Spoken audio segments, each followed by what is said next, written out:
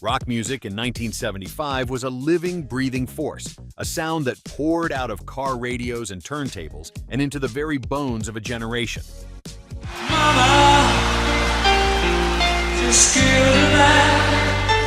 The bands and artists making that music were not just entertainers.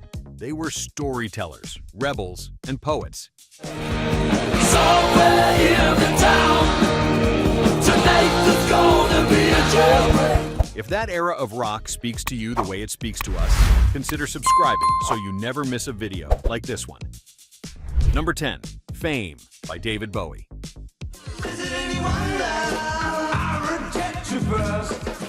By the time 1975 arrived, David Bowie had already reinvented himself several times over. But nothing quite prepared listeners for Fame, a coiled, funky, almost paranoid track that hit #1 on the American charts that summer. Co-written with John Lennon and guitarist Carlos Alomar, it was a sharp departure from the glam theatrics Bowie had become known for, leaning instead into a sparse, groove-driven sound that felt genuinely strange and genuinely irresistible. What you get is no tomorrow. The song grew out of a jam session, almost accidental in its origins, yet it became one of the defining moments of his career. Bowie was examining the ugly machinery of celebrity, the hollow promises behind the spotlight. That tension between desire and disillusionment made Fame unlike almost anything else on the radio that year.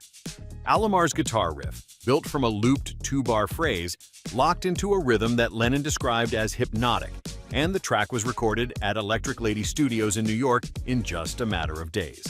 It spent 2 weeks at #1 on the Billboard Hot 100 in September of 1975, making Bowie the first British artist to top the American singles chart with a song so deeply indebted to soul and funk. The Young Americans album it anchored sold over 1 million copies in the United States alone, signaling that Bowie's audience was no longer confined to the art rock faithful.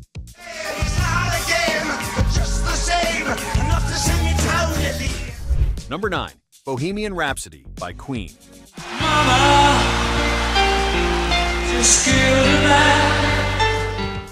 There had never been anything like it.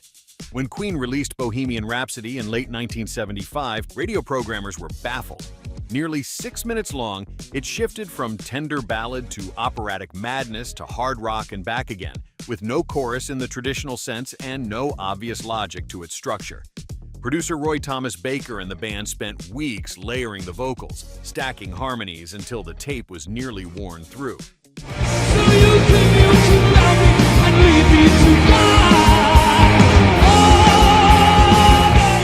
Freddie Mercury described the song as a genuine piece of work, though he remained famously elusive about its meaning. It reached #1 in the United Kingdom and became a cultural landmark long before its 1992 renaissance. In 1975, it announced that rock music had no limits it was willing to respect. The recording sessions at Rockfield Studio in Wales consumed 3 weeks and an estimated 180 overdubs on the operatic midsection alone. DJ Kenny Everett played an advance copy on his Capitol radio show after Mercury personally handed him the acetate, and listener demand was so overwhelming that Everett aired it 14 times in 2 days before the official release date of October 31st. It held the #1 position in the UK for 9 consecutive weeks, a feat not matched by any British single for another 16 years. Nothing really matters. Nothing really matters. Number 8, Lunatic Fringe by Red Rider.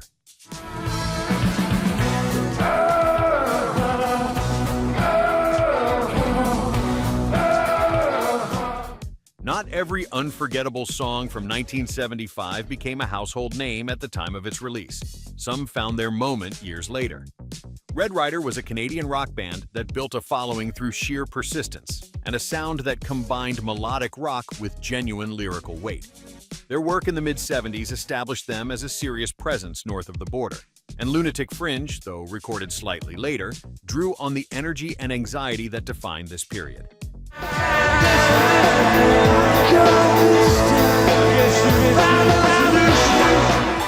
The song spoke to paranoia, to the feeling that dangerous forces were circling just outside the light. For listeners who came of age in the mid-70s, that feeling was not abstract. The band was led by Tom Cochrane, whose plain-spoken urgency gave the lyrics a credibility that more polished acts could not manufacture.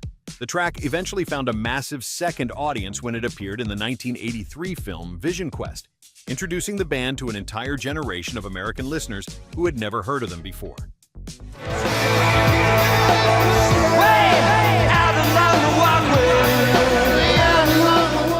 Number 7. Walk This Way by Aerosmith.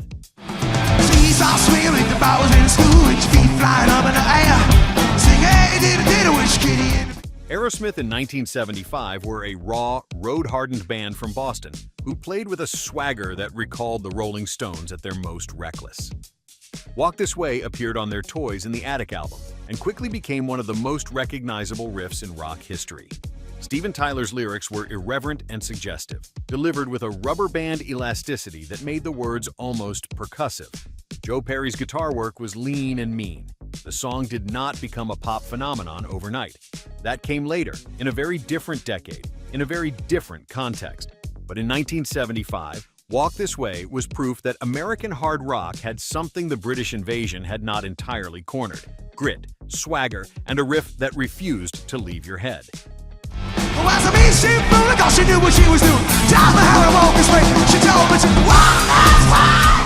Toys in the Attic reached number 11 on the Billboard 200 and eventually sold over 8 million copies in the United States, cementing Aerosmith as one of the definitive American rock acts of the decade.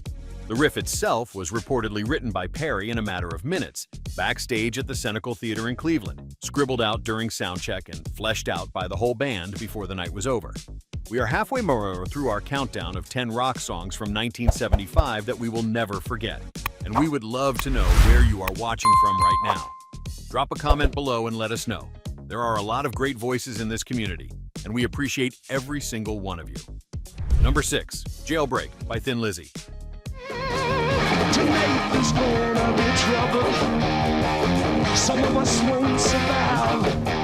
Phil Lynott was one of the most charismatic frontmen rock ever produced, and in 1975, Thin Lizzy delivered what many consider their finest hour. Jailbreak was a driving, cinematic rock song built around the twin guitar attack of Brian Robertson and Scott Gorham, whose interlocking leads gave the band a sound that was immediately distinctive. Lynott's bass playing was melodic and propulsive, and his voice carried a storytelling warmth that elevated even the most straightforward lyric. Somewhere in the town, tonight there's gonna be a jailbreak. The song hit with particular force in the United Kingdom and Ireland, where Thin Lizzy were already beloved. In America, it took a little longer, but once that guitar intro locked in, there was no mistaking it. Jailbreak belonged on any honest list of the era's best rock. The Jailbreak album, released in March of 1975, was the band's commercial breakthrough, reaching number 10 on the UK albums chart and eventually going gold in the United States. Robertson was only 18 years old when the record was made, replacing Gary Moore at the last moment, and the chemistry he developed with the 23-year-old Gorham produced a guitar interplay that influenced dozens of dual-lead bands in the years that followed.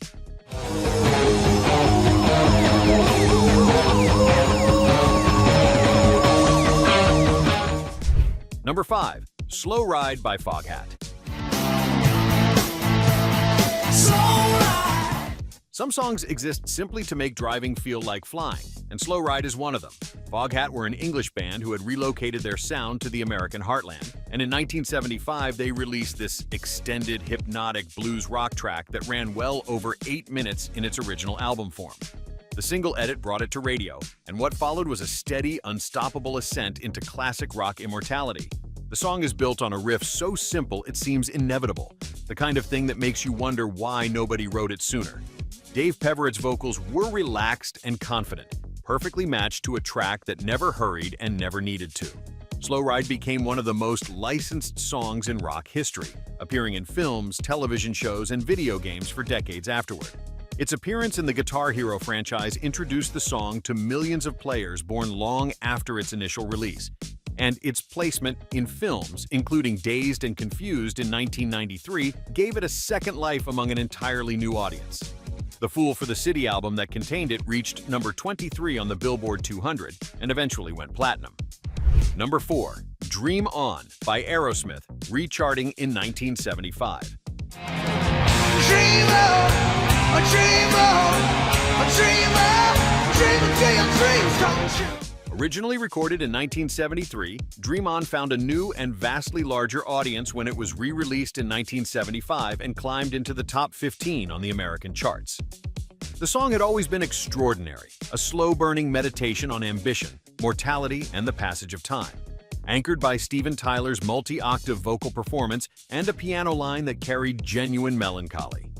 But the timing of its second run coincided with Aerosmith's rising national profile, and suddenly a wider public was hearing it for what it truly was.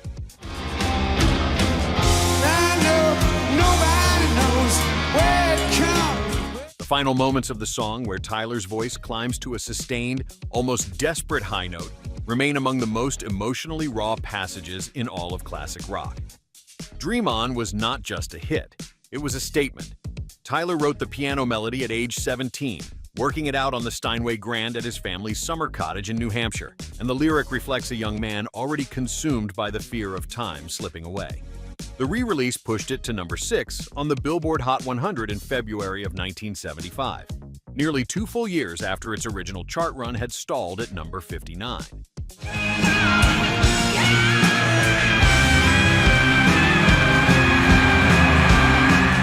Number 3. Magic Man by Heart.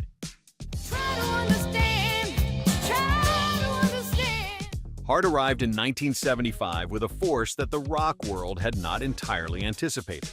Magic Man, the band's debut single, showcased Ann Wilson's voice in a way that stopped people cold.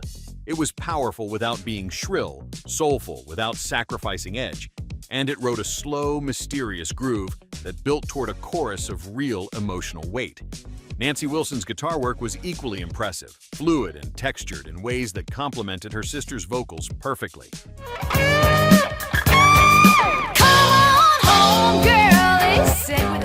The song drew partly from Ann Wilson's own experience, lending it an emotional specificity that generic rock narratives often lacked. Magic Man reached the top 20 on the American charts and announced that Heart were not a novelty or a curiosity. They were the real thing, and 1975 was just the beginning. The Dreamboat Annie album, released on the independent Mushroom Records label in Canada before being picked up by Portrait Records in the United States, eventually sold over 1 million copies domestically. Heart were, at the time, one of the very few rock bands fronted by women receiving serious airplay on album-oriented rock radio. And the success of Magic Man opened a door that the industry had kept firmly shut for years. Number 2. Born to Run by Bruce Springsteen.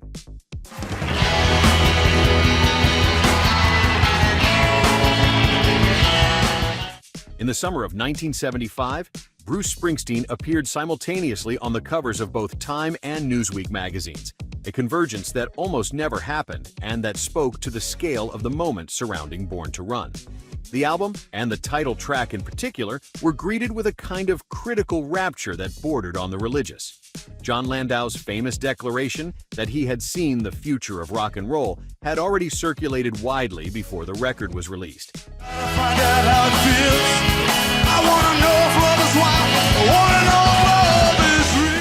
Born to Run itself was a wall of sound, a thunderous, cinematic escape fantasy built from layered guitars, Roy Bittan's piano, Clarence Clemens' saxophone, and Springsteen's own voice, straining and yearning over every syllable. The song was about wanting more than the life you were handed, about the open road as salvation. For millions of young Americans in 1975, it said everything they had not yet found the words to say themselves. Springsteen spent over 14 months working on the title track alone, recording more than 50 takes at 914 Sound Studios in Blauvelt, New York. The finished album cost nearly $200,000 to produce, an almost unheard-of sum for a third record by an artist who had not yet broken through commercially, and the label was prepared to drop him before the reviews came in and changed everything overnight.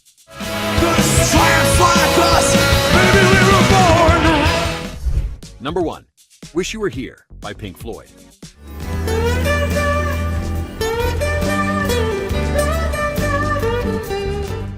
There is a kind of rock song that transcends the category entirely and becomes something closer to a meditation. Wish You Were Here, released by Pink Floyd in September of 1975, is one of those songs. Written largely as a tribute to founding member Syd Barrett, whose mental deterioration had effectively ended his career years earlier, the song carried a grief that was personal and universal at the same time. David Gilmour's acoustic guitar introduction is one of the most recognizable passages in rock history, gentle and aching in equal measure.